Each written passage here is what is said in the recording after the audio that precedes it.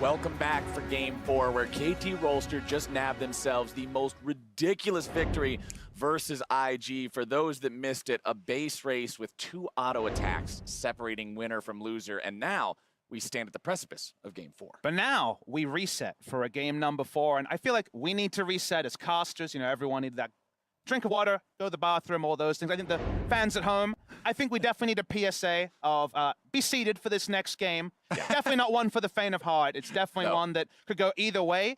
Duke will be substituting in for the Shy. That is a big move here. Of course, Duke brings so much experience. He is a former world champion with SK Telecom T1. This does change the game style a bit, even though he can play the carries. And at the start of his career, was famous for playing the carries. Ironically, a KT Rolster old boy of his own as Leopard back in the day. Usually, they play more about the 5v5 and less about the field. And to your point that you brought up at the beginning, Papa Smithy, this substitution very well could be trying to get someone on stage with a bit of a cooler head, a bit of a mindset that was not in that insane split push and still running at 120 beats a second. Well, we were losing our minds watching this game. I can only imagine what it was like for him watching on, as his team was so close. We'd already set up all the narratives about a 3-0. It's now a 2-1, and let's see how the full reset affects picks and bans. Bans come through. A lot of focus on the support role this time around, as it's going to be Akali, Ryze, that Rakan that we've seen so much of, Alistar, Thresh, and Nocturne all banned away. That means Aatrox and Urgot are both left open in this game. Was a blue side Urgot ban in game number 3, and a blue side Urgot first pick in game number 4. This time, of course, laning against Duke. Yeah, I mean, I do prefer the Urgot side of the matchup.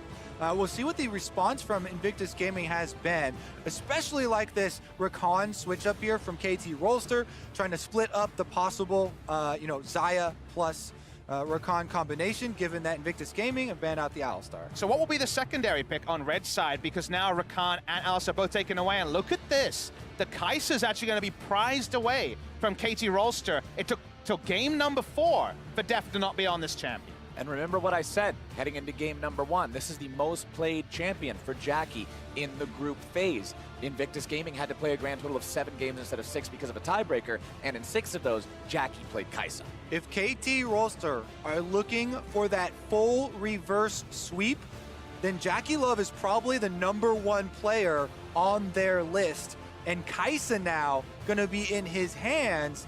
Yes, it is a bit more comfortable, but it is also a champion that does not have the same sort of forgiving ultimate as Xayah, and he's gonna have to think very clearly about how he uses the killer instinct to try and dodge those critical spells instead of relying on becoming untargetable. And I want to infer a bit about how KT Rolster approached this second round on blue side, because they had Tahm Kench hovered for a long time, then gave it up and took Gragas into Tahm. You'll notice they didn't take an AD carry, and first round AD carries have been the norm. The reason for that is Kai'Sa, because of her weaker laning phase, there's so many different picks you can lane into this pick that do different things. We've seen Sivir so frequently from Fnatic, for example, and the ability to have that utility ultimate and push. You can take a hyper carry like the Twitch or the Jinx, which of course is an old pick for Deft among the ages, or you could just go the more standard Xayah. Xayah is the conspicuous tier list champion that wasn't taken, but to Invictus Gaming's credit, they're not banning any AD carries in the second round. Yeah, pretty huge change in direction with the supports as well. With the continued support bans now. Defensive look here coming in, possible disengages from the Tahm Kench as well as Braum. Interesting ban in the second phase from KT, that Zac that we brought up that Invictus Gaming's jungler likes to play sometimes, along with the likes of the Camille and the Xin, is banned away. KT do not want to have to deal with that as they head into game 4 here. LeBlanc, Swain, Azir, also all banned. You see Gragas, Tahm Kench, and you know KT Rolster want to play a front-to-back team fight. That's the approach you usually see. With picks like that, Zac is one of the ways to truly attack that with his backline access. Heavily suggests to me a big hyper carry coming through from Deft in this game, but it's not going to be unnoticed by Invictus Gaming, where champions like Xin Zhao that was super high priority are still left open, and it's going to be a last pick jungle as the Syndra does come out for the side of Rookie. Syndra's been banned quite frequently so far in this series. You can see pick rate 26, ban rate 24, win rate just sub 50 overall here at Worlds, but We'll see what Rookie can do with it this time around. And I actually like this early Syndra pick, grabbing it on the first pick of the second round for Rookie, because KT Rolster pretty much exclusively used Yukao on more defensive, more healthy champions for the mid lane, not lane bullies. Yukao has really excelled in setting up his team and not losing super hard, or fighting his own fight rather than picking something as... Oh, never mind. They're really considering their options. We may have the all-in assassin. The Aurelia will finally be locked in here. Could have attacked the lane, could have looked elsewhere. Rookie Syndra has been his go-to pick. Ooh. And with the final information of the Tristana, they had all options. We saw Ning play Kayn in the LPL final. And if it was a hyper carry like Jinx or with no escape, maybe that's where he would have gone again. Camille's a lot more standard, but it does cement some engage for the side of IG. Ning had a very interesting game on the Kayn. I remember watching that one. You put a lot of emphasis on the start of that word for some. Yeah, there's a level 2 turret dive that sticks out in my mind, but we won't see that this time around. No Kayn play. Instead, we'll be back on that Camille that he's known for.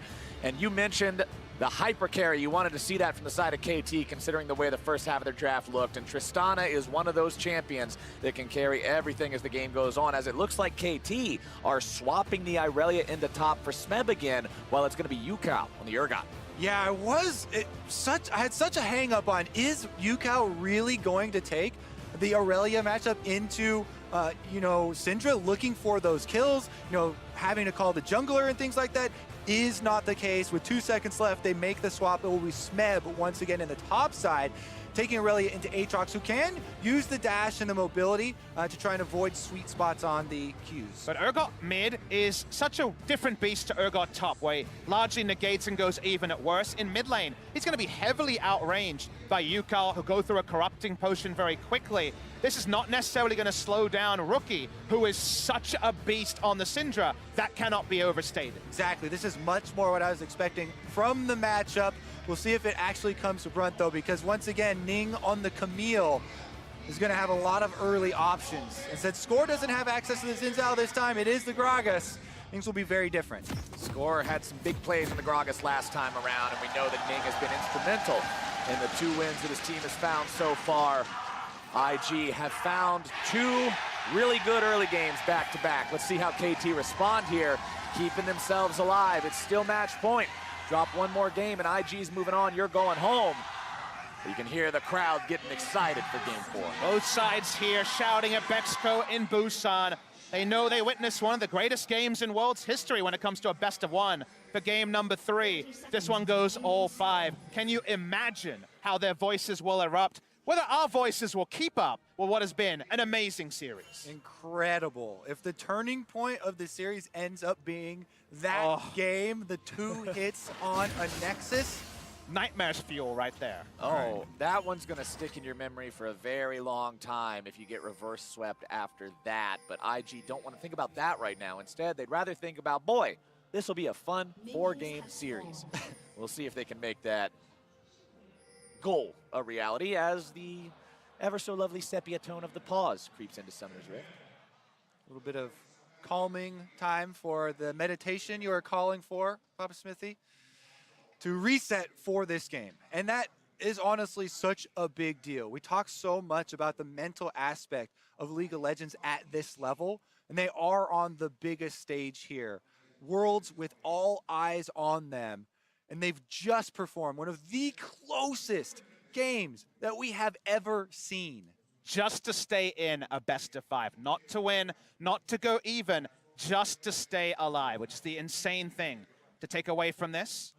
I'm mostly using this time to look at the comps here and about just how strong the mid-jungle duo can be at punishing the Urgot, but we're focusing on the level 1 setups as JackeyLove puts down his Trinket Ward. And for those who are fans of KT, remember the last time that they played a best of 5, we saw them in that LCK summer final against Griffin, where they also started off 1 and 2 and managed to win the last 2 games. We'll see if they can repeat that performance here. Here's what I'll say about KT. In 2017, comebacks just weren't a thing for them. They did not have any speed apart from full acceleration, go for a carry in every lane and see how it goes. In the second round robin of Summer, they really delivered on the kind of grit side of the equation. They came back in many games where it just seemed like everything was working against them. But I'll hold the historical point because Ning is working out what he can do up top.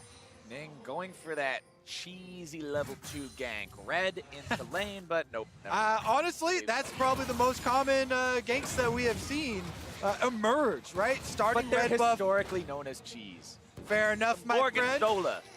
I am a connoisseur of the cheese then, because honestly, this is what we expect from Camille's. Early red buff into Scuttle Crabs, and he's trying to control both, brazenly walking across the mid lane with the mid lane push of the Syndra. This should allow him to keep the timer as well, as the stun does go off on Deft in the trade here, and it looks like we have a bit different of a story this time around. Amusingly, the ideal lane position for the Urgot is probably with minions pushing into his turret this early in the game because he's such a sitting duck until level 3 because he needs to get at least his short dash, which I guess is a little bit longer in the mid lane, but relatively short. And just in general, this is a very comfortable lane for the Syndra. So because of the threat of both an Ignite Syndra and Ning on this Camille, UCAL really cannot afford to go much past these 2 flames you can see right at the start of this mid lane. We're already seeing the development here. Rookie starting to eke out his CS lead in the mid lane, pressuring back the Urgot, allowing for a little bit forward placement of the jungler. Exactly what Camille wants to do. Both Scuttles is an amazing start for this team. Well situated to next put their first ward line up and a little bit deeper into KT territory. And honestly, we've hyped up Rookie so much throughout this series, and for good reason. You can see his stats on your screen right now, averaging 3 kills and assists at 15, up 24 CS, which is on par with his CS difference at 15 throughout the group stage. He is the highest ranked individual player in that stat of any player in groups. And fun fact, Duke, who's been subbed in for the top lane for IG this game, has the second highest at 19. Definitely impressive stats. For the side of UCAL, I should definitely mention that with KT Rolster, we have seen so much of him playing to enable the rest of his teammates. If you remember back to the original game we had in this series, his Galio teleport bottom very early, gave up an entire wave of minions as well as both of his summoners to help the bottom lane get ahead. Even though they didn't win, that is the type of thing that we have come to expect from him. Meanwhile, this time around, it's actually score going mid lane. Seeing if he can find something. Predator, body slam barrel, but nice scatter the weak from Rookie to make sure UCAL can't follow it up. A full disengage onto UCAL means that there's no kill pressure from just the Gragas. That's why he made the choice there to go for the pretty proactive use of the Scatter the Weak. Left Armada going to push, and they need push in one lane because you don't want to have 3 lanes pushing and the Camille feasting on the side lanes. They've got the push in bot to the side of KT Rolster. I've been thinking a little bit about where this game goes, and I think front to back, KT have a pretty strong comp in the late game. Urgot ult onto the closest member, and then focus fire from Tristana is the way you want to approach these fights. For IG, though, they have so much pick that it's around level 6 where basically everyone on KT has to cower in fear because an immediate goal injection and then just a return to the game state of game 1 and 2 is what IG is going to be looking for. And with the changes over the years to the game, we always, talk about controlling vision and the setup when you see compositions like this, right? But with the changes we've had, it's become a little bit more and more difficult to completely blanket the map in vision. And so you have to make much more meaningful choices as far as you only get the 5 control wards and the couple of yellow trinkets that you do still hold on to. So that becomes extremely important in the timings of when you're setting up for these objectives and when you're going for the invades. Who is the one with the strong lane that we can actually play off of? And then evaluating the percentage chances here for each all-in that you decide to take. Bottom side, Deft and Motto farm themselves up, while top side, IG thinks about maybe making a dive, but a TP comes in from UCAL, and there it is. You guys talked about him being a team player. Make sure nothing bad happens to his top laner. And he's actually forced to complete that teleport because Score was so far away, and the possibility of Ning waiting there was still very real. So that's why Yuka had to walk all the way down, and now it's Rookie who's moved up for a possible dive onto a low health Smeb. Smeb, no mana, half HP, throws out the single blade, doesn't need the second one. Rookie goes back home. Definitely a Shark encircling Smeb for the 18th game in a row. It was the standard play. That's why there's a ping. Is looking for the kill. Scatter the weak, finds its way onto Score, who goes for the flash into the body slam. Harpoon not going to find its mark. Rookie returning the damage down on the Score. That's going to be O plus Ignite, not getting himself the kill though, and both will walk away. Yeah, dangerous path there back to the mid lane. Score on the receiving end of the first Syndra ultimate. That was more to ward him off so the all-in did not come through. But we still haven't given up a first blood here. 7 minutes into the game, playing a lot more respectfully. The Score's bro status is definitely confirmed by the fact that he traded flashes with the Syndra. Flash and Ignite down means that Yuka, who's been averaging what? Giving up 1 or 2 CS per wave in respect, has had to go Spectre's Cow first. Might actually be able to push up. Speaking of pushing up, that might be the downfall of Smeb. Smeb walks down toward the river here, and as he goes back into the lane, he realizes this is not a place he wants to be in. Flash for flash, Hextech ultimatum holds him down. KT's top laner's in some trouble. He tries to outplay the almost got the kill, and Smeb gets first blood in a 1 versus 2. He's about to make it 2. Duke will go into resurrection, but that is the play for Smeb. That's the fire that fans will remember from Smeb at Worlds Past. He fights his way out. Ning got too close to the edge of the Vanguard's edge, got disarmed, and was not able to strike back. He held it for so long, but the ult was so critical on the disarm. Unbelievable outplay by Smeb, and after losing that previous game and having that moment, how will IG pick up the pieces?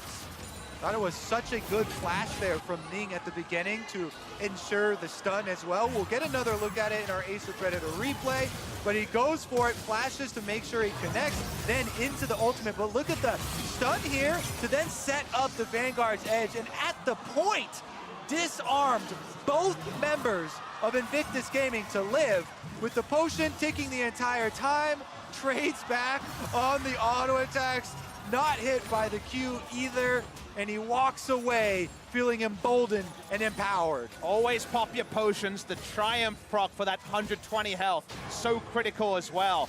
What a big moment for KT, because Duke's pressure lead around the top was one of the big things that IG were working with. Invictus Gaming swapped out the Shy after a dominating split push game, put in Duke, and Smeb immediately is able to establish dominance there in a 1v2 outplay. That is a real selection headache if we do go to a game 5 of whether you swap out Duke instantly and return to the man who was dominating in the top lane. We'll see if Duke can provide some of the map movement things that he's recognized for, but that singular moment could be so important for KT. We said that a lot this series. Theorizing maybe they were thinking cooler heads will prevail. Sometimes you want to keep the hot hand in the hot head. Here we go though, Rookie is roaming down to the bottom side over a control ward. Hanging out on top of that control ward to make sure he's not seen. When you're going after a Tahm Kench lane, you pretty much always have your work cut out for you because Kench is so annoying saving the teammates, but Def's not really too worried about this one. Control ward thrown down into the brush, and everybody's back to farming. Back to pushing up here in the bot lane, which has been their game plan so far. Smeb, emboldened by his last outplay, will push up himself, and the map in a much healthier state for KT. You'll notice, actually, the only river vision is 2 control wards top side from KT. Very good point, because we've seen so much roaming from Rookie. This entire series from him, and especially this game on Syndra. Ooh, JackeyLove does take that explosive charge, and that's going to force them off the turret. This could be very big things as KT Rolster back to their old ways of pressuring early turrets. This is how they found so much dominance previously.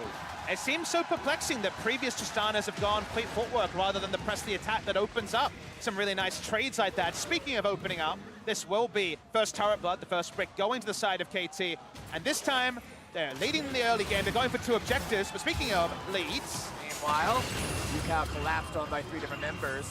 Ning tries to hold on to the wall. Flash away from UCal, wants to stay alive. Mata and Deft coming in with the Tahm Kench Abyssal Voyage. UCal going to be taken very low, saved by Mata with a wonderful devour as Balon's now trying to keep his teammates alive as Ning barely gets himself out over the wall, but the charge will take him down, and Deft makes it 2 for 0. Feels like KT Rolster took new life for themselves out of the last game because they have come out firing here in game number 4 with a substantial early lead. Sort of play that would work against any support other than Tahm Kench, but the Abyssal Voyage was perfectly used by Mata. It allowed Score, who did not finish the Drake in that play, a bit of extra time to compose himself, and they do trade up. UCal does go down in the end, but he buys so much time.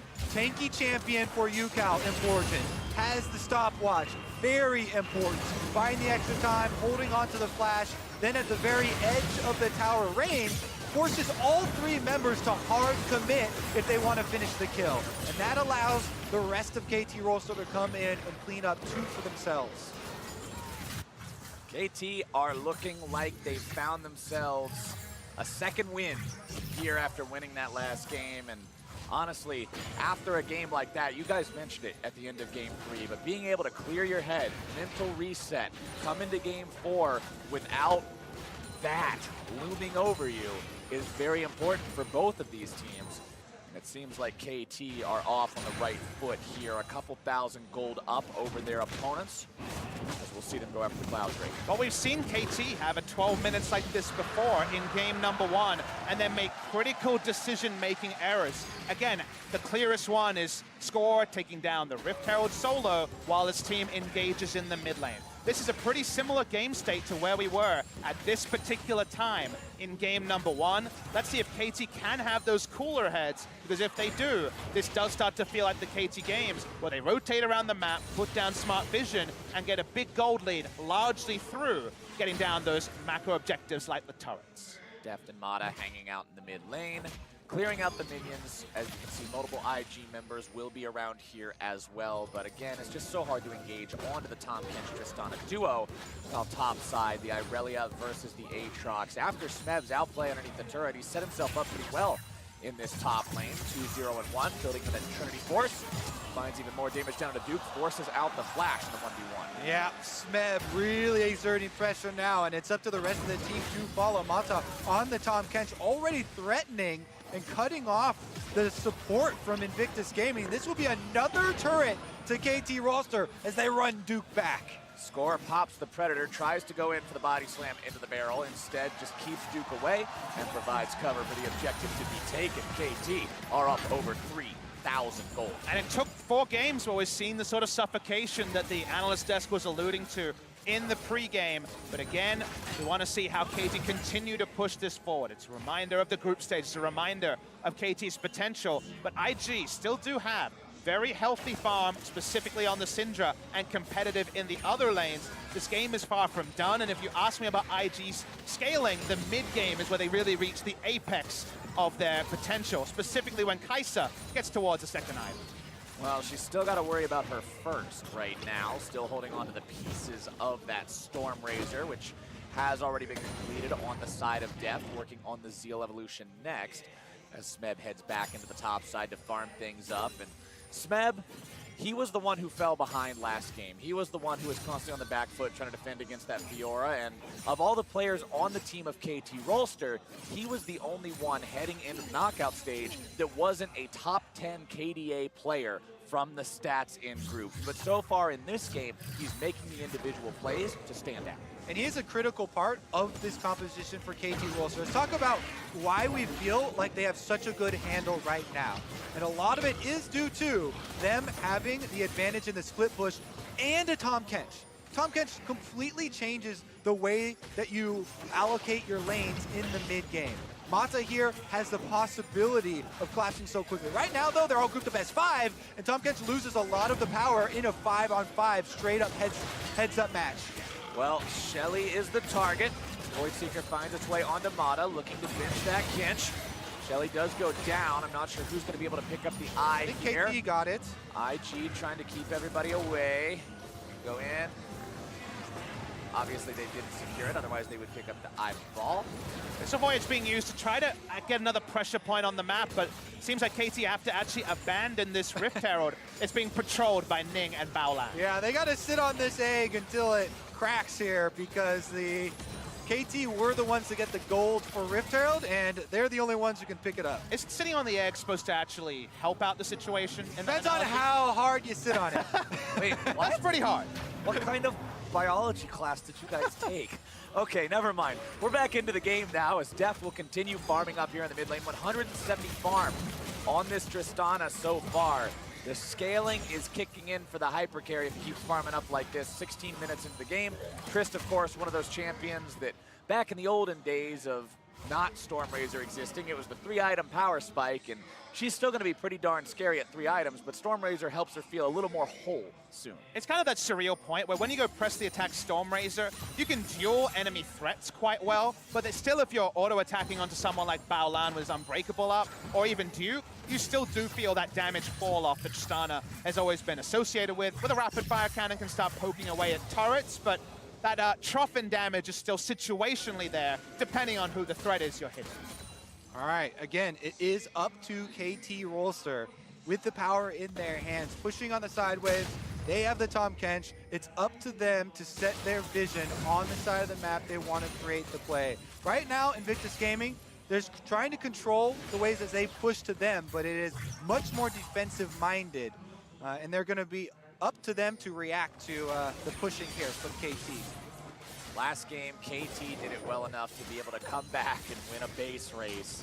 How well can IG staunch this bleeding now, as Yukao will be put into the top lane to keep on pushing up. Still no items completed. Has that garage sale hanging out in the inventory because unfortunately hasn't been able to complete anything due to needing to rush the Spectre's Cowl early. See how soon he can get something going there, be more useful in these fights. Of course, he always does have the execute still. He's definitely happier in a side lane than a Ignite Syndra who's picking up minion waves under turret. Definitely moving first is a big advantage to the side of KT in scenarios like this. But trying to actually take down this mid lane turret is going to be a multi-minute process, you'd imagine, unless they get an amazing hit. And KT are going to make you decide between answering Smeb's bottom wave he's pushing up on the Aurelia or the pressure that had mounted in this mid lane. It's so difficult to go with option number 3, as we set up in the previous games, of attacking the split pusher because the Tahm Kench can bring your mid lane power over to that area. Right now, Deft and Mata staying in mid, though, trying to push on the turret after IG commit 4 members. They do get flash out of Smeb, who was kind of trying to work out what was going on around the Drake take here. Has to flash away defensively. They don't lose mid lane turret, but KT have full control over top side. This is going to take a lot longer to be taken down, but IG showing a lot of respect, taking the most defensive path to top. They path defensively to top because they know they already came out on top in terms of the objectives by grabbing themselves the Cloud Drake there and not surrendering any turrets for it. Score takes a drink and steals away some chickens. Why not have some chicken along with your barrel full of frog? As he'll channel the Predator, thinking about coming in, looking to make a play maybe as they try to take down the tier 1 turret. Smeb off the side, getting himself away with the Blast Cone. IG will clear out some of the vision, continue to clear out the minion wave as well. They want to defend this as long as they can. They don't want to open up there into the map that far by surrendering that objective. Score and Smeb will disengage on the bottom side before IG are able to close distance and get onto them. Exactly like you said, Papa Smithy, the flash from Smeb being down means he has to be respectful of that long-range engage. And punishment is definitely on the menu from Rookie. If you look at his item build here, he's not mainline for something like Illudence, and he's gone for double magic penetration with the Oblivion Orb and the Sorcerer's Shoes. Abyssal Voyage is the real punishment tool on the side of KT, so whichever team has the bigger liberties in these map movements that have dominated the last 5 minutes of play or so, definitely has tools for some playmaking as well. We're seeing KT Rolster, especially since, well, Specula will take a little bit of a damage here, and the turret about to fall over. But we're seeing KT Rolster slowly and methodically try and push forward with their extra pressure to increase their lead in this game. They know that every single game is a must-win game for them. They cannot afford to throw away any leads. They cannot afford another team fight victory for Invictus Gaming like they experienced after gaining their lead in game 1 and losing that game. And this 1-3-1 methodical play has yielded the mid lane turret that was looking tricky to take. And for the viewers at home, what we should be looking for, if you're an IG fan, you want to see a way to actually set up defensive vision around an area that KT needs to face check the Baron, for example, and actually have Rookie in threat range rather than picking up mini waves. You see Rookie and Duke in top and bot lane while KT run around the map. That's just not playing to IG's comp strength, but a good sign that KT are prepping their minion waves well. The side of KT, they're happy to keep playing 3 lanes until they find that moment to actually collapse onto an objective or a pick. KT are also making sure they give as much farm as humanly possible to their AD carry, and in groups, 58% of their lead at 15 minutes was Deft. They put so much into him. He was how they succeeded so frequently. And here in this game, sitting on a kill, sitting on 2 items, sitting on a CS lead of 25 over the next closest person in the game, which is his counterpart in that Kai'Sa, he's in a good spot to be powerful in the game. I also really like the Tristana pick as far as Buster Shot does have a lot of answers for the small amount of engage that Invictus Gaming have. If a Camille uses the Hextech ultimatum, then Deft can answer that ultimatum with the Buster Shot pretty quickly, forcing him out of his own area and thus breaking it. Or the other thing that you'll usually see is Aatrox popping his own ultimate just for the speed to run at people to get picks can also be used there to try and get a knockback. Very effective tool, plus the ability to buffer through CCs like we saw him do in the laning phase against the Braum stun, using the rocket jump just to make sure you get out of those as well. Tristana is such a safe champion, and Deft, a mechanically talented player, knows exactly how to get the most out of those as he'll continue farming up here. But let's put it together. Now we get even more of a confirmation of why the Zac ban, because what was available? Camille and Xin to run at you. Tristana disengages them well, can't do that with the Zac. KT used the ultimate here to get another turret. That's number 4, 4-0 for the side of KT. Number 4 means a 5K gold lead as KT continue to own this map. That is the effective use of the Abyssal Voyage. Tahm Kench's late game wild card that we just saw there earns them an objective with the very quick movement of every member over to the bottom side. Now they're positioning within the Invictus Gaming jungle for a possible play around mid. Predator pop now should signal Invictus Gaming that they were looking for something. Now this brush is the one that EDG used to punish KT Rolster in the group stage, and it seems like KT have done their VOD review on that one. They do not want to set up a vision brush that has Rookie in threat range. I see Rookie pretty close to KT members, but Tahm Kench is on you. Smeb on the flank. Smeb wants to see if he can find something onto anybody, even Baolon. Vulnerable if he gets caught up here. KT doesn't want to push up any further forward, put themselves in a bad spot for a pincer attack. Scout of the Week comes out, but will not find its way onto anyone, as Ning continues to just stay cool in the pixel brush. In case a fight breaks out, he wants to be able to be that threat onto a key member of KT, but he can't do it. Smeb still off to the right here as well, looking for a chance to mount a flank of his own. And because we've seen 1-3-1, Syndra picking up minions at the top inner turret, and also Smeb pushing in a bot, you can be pretty confident if you're KT that there's no vision in front of the river, especially around the Drake. It's an Infernal spawning in 25 seconds, and even if they don't have vision down there, they can be 99% sure that IG doesn't either. So if you are IG, you've made it so they haven't got any more kills recently, but the bleeding continues. The objectives continue to pile up. The next objective, the Infernal Drake, now on the board just 2 seconds from now. So you've got to wonder, what's the play? When do you eventually have the opportunity to get yourself back into this game, or is it just waiting for a KT mistake as JackeyLove gets himself jumped on, nearly killed, barely kept alive? Yucal tries to go for the flash and the execution, but a flash away from Jackie makes sure he's out of range. Well, I was going to say it's incredibly dangerous to walk through a dark jungle up to contest an Infernal Drake, but it is impossible with your Kai'Sa in base. So, well, never mind. It is not impossible. They do just that. Put some wards onto the Drake, and JackeyLove running right back to the scene of the crime. Jackie wants to try to get back to the team as fast as he can, but the damage from Deft is so serious right now. Couple of shots onto Jackie makes him really long for the fountain there as IG. All right, Rookie is preparing with spheres for Syndra in the brush for extra damage.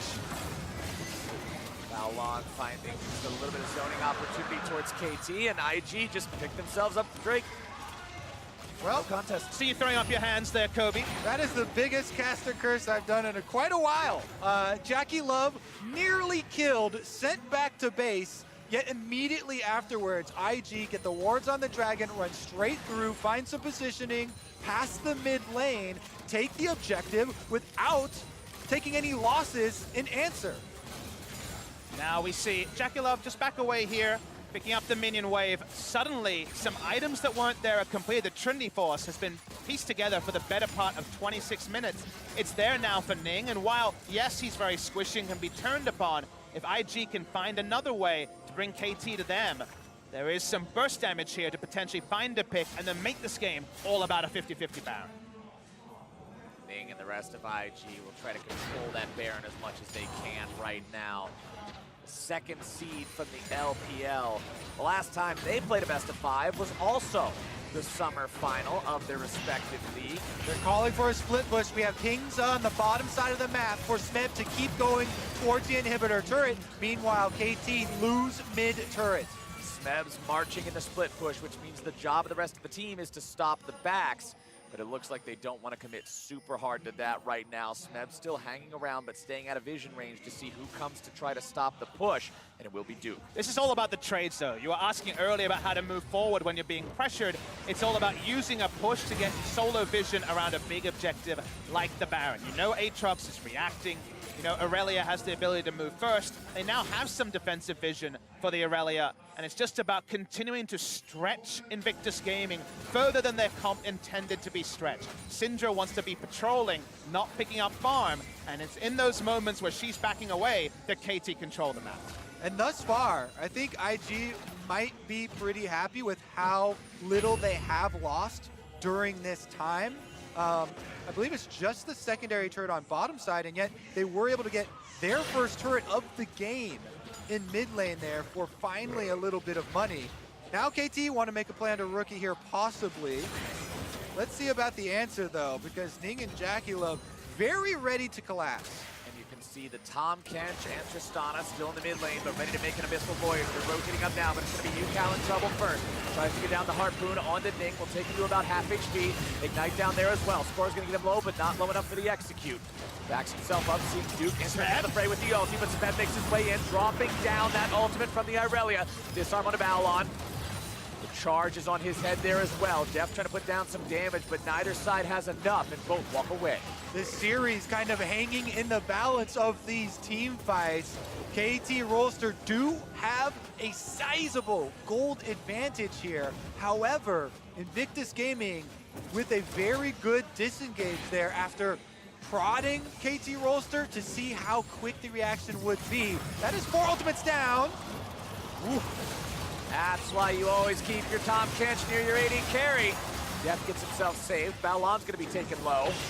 Ning thinking about coming in from the side there. Score's the one who gets stunned up at the start of the fight. Duke can't find the follow-up, and KT once again pick themselves away. That was a 5-member pressure from Invictus Gaming to try and force, while Smeb was showing mid lane with no teleport. But this time, it is KT Rolster with a very good disengage to allow Smeb to push that minion wave all the way to the turret. A slow push in bot lane as well means the Aatrox has to answer.